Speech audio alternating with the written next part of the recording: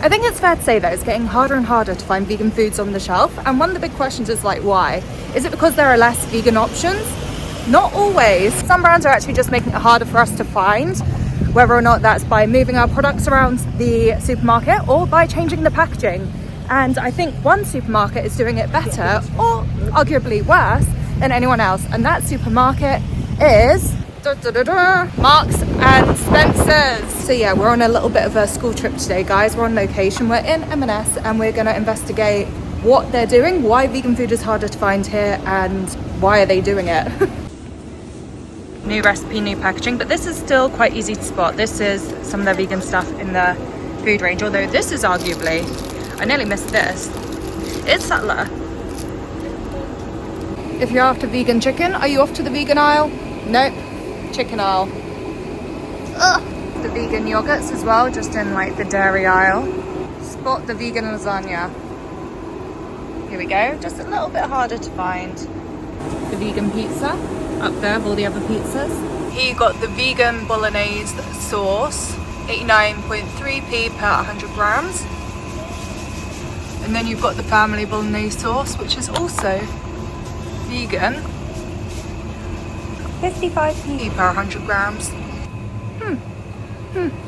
I mean, colours and advertising mean everything. I mean, this is why I've got green nails for Veganuary, right? But it's so interesting that they've used blue and yellow to advertise their plant range.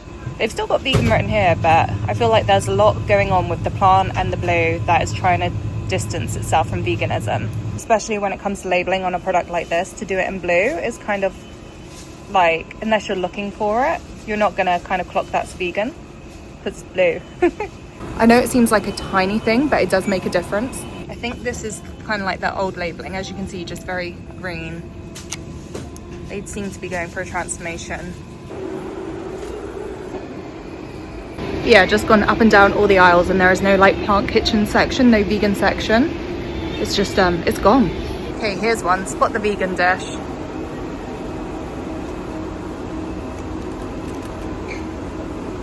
There we go. This one too. What about? Yeah, vegan. Vegan. Vegan. Made about wheat stuff still has its own section, which I'm kind of glad about. I know you guys struggle, so that's fine. I've just been staring at meat, sausages and chicken for like a few minutes, trying to find the vegan sausages like hidden here, and they're just not. So I've just been staring at meat and I found nothing. I'm so confused. Where are the vegan sausages? I'm baffled. Surely this isn't the only vegan meat they've got. Couldn't find any tofu either.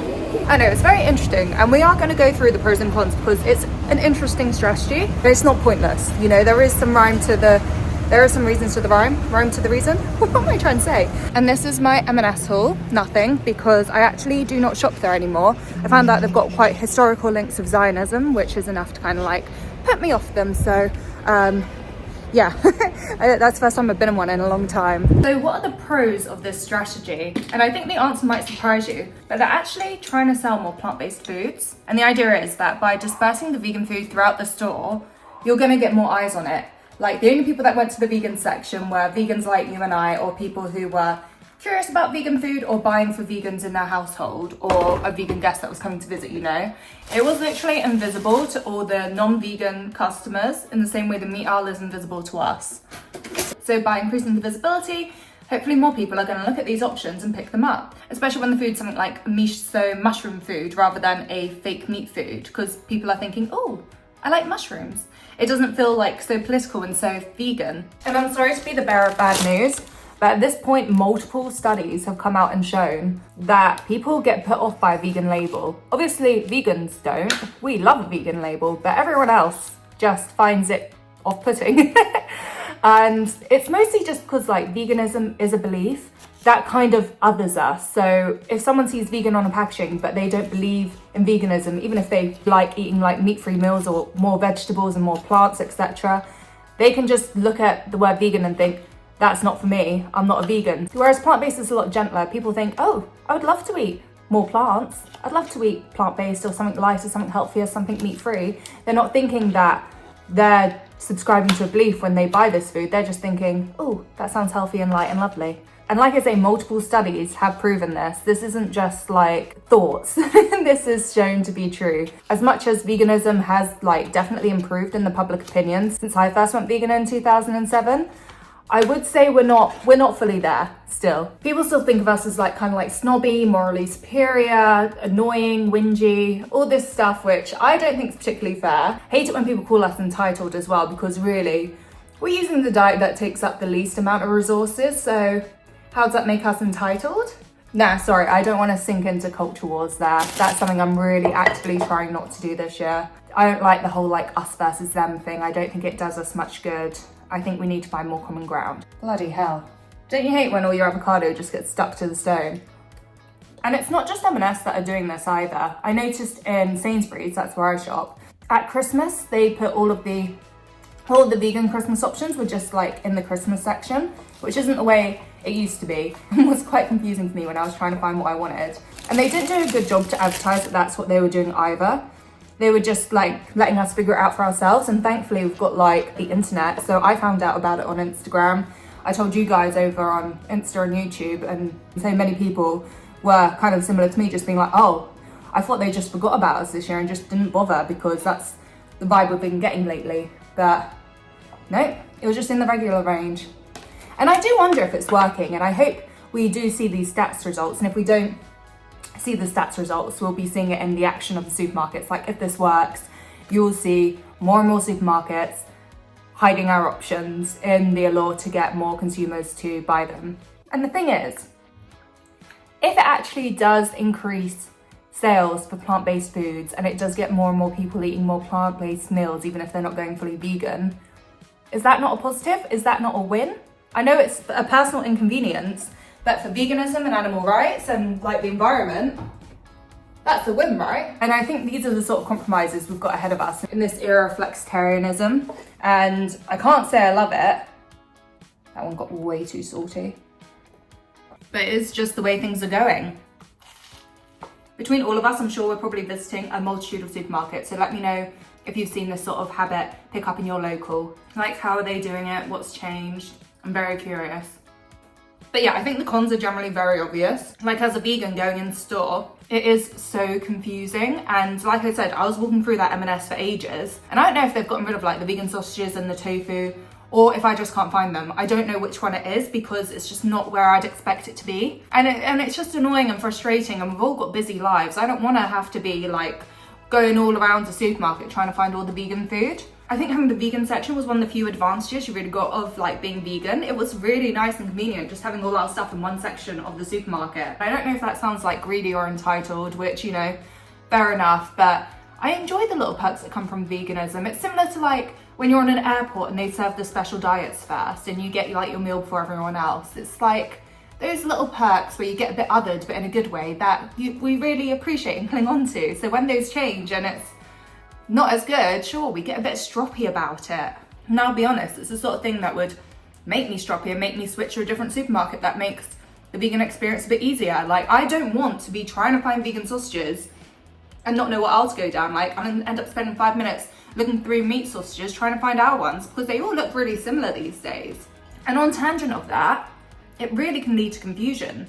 Like when our sausages look so much like meat sausages, there is a good chance that we might pick up meat sausages and take them home thinking we've picked up like the vegan version, and vice versa. Like meat eaters might think they're picking up meat and then get home and see they've picked up a vegan one, and then they're mad at us, even though it's M&S's fault for putting them so close together and making the labeling so similar.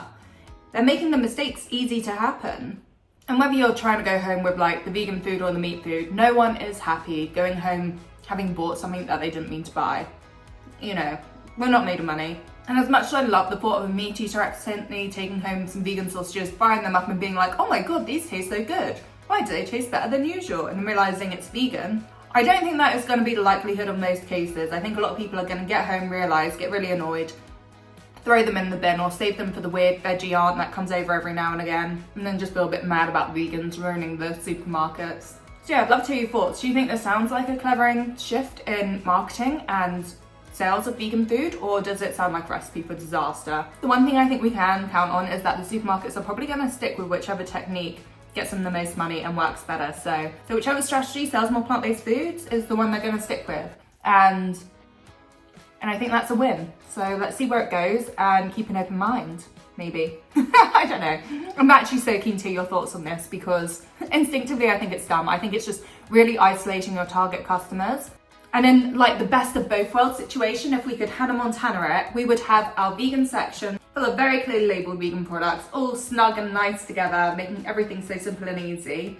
And then maybe like the best sellers or the products you think are going to be more susceptible to meat eaters, give them a makeover and put them out into the store and see how they perform. And I know this isn't going to happen because it's not particularly practical to do this. Like, they've got limited shelf space and they don't want to put 2 different products up there in 2 different packagings. But I think that would be a more interesting way of doing this experiment. Like, if you're going to play about with this, do it this way, you know, and see which one performs better and come out with some really good evidence for everyone else. Yeah, that's the conversation of the day. I've had this one on my mind for a while, so I'm glad to have had it out and put it out there. And as ever, I'm really keen to hear all your thoughts on this. I love how much feedback I've gotten this month by doing a video a day. I've not necessarily been on top of the comments as I normally am because every day I'm editing, you know, I'm filming. But I'm seeing a lot of them, and it's really nice. I've mentioned the whole reason I'm trying to shift more onto YouTube and Instagram is because I think this platform facilitates conversation and thoughts and open-mindedness and nuance and kind of coming together rather than division and polarization, which I found on Instagram. And you guys have really delivered on that and made me feel a lot better about the day-to-day work I do, trying to encourage people to, you know, be more susceptible to veganism and find veganism a bit more friendly and easy, I guess. So yeah, just thank you. I'm feeling a bit emotional on this last week, and yeah, just appreciate you guys. And yeah, I'll chat to you again tomorrow. If you're new around here, I'm doing a video every weekday for Veganuary. It's been a bit of a challenge, but really rewarding, and I just do a lot of vegan videos. So if you're vegan, I think you'll quite like it. I like to do these conversational videos and what I eat in a week's full of realistic foods, and keep you updated with all the latest news and conversations in a very normal, comforting way, rather than trying to radicalize anyone or polarize us all. So if that sounds like the sort of comfort you want on the internet this year, please do hit subscribe and come join this community. It's a nice one. So yeah, I'll see you tomorrow. Bye. Mwah.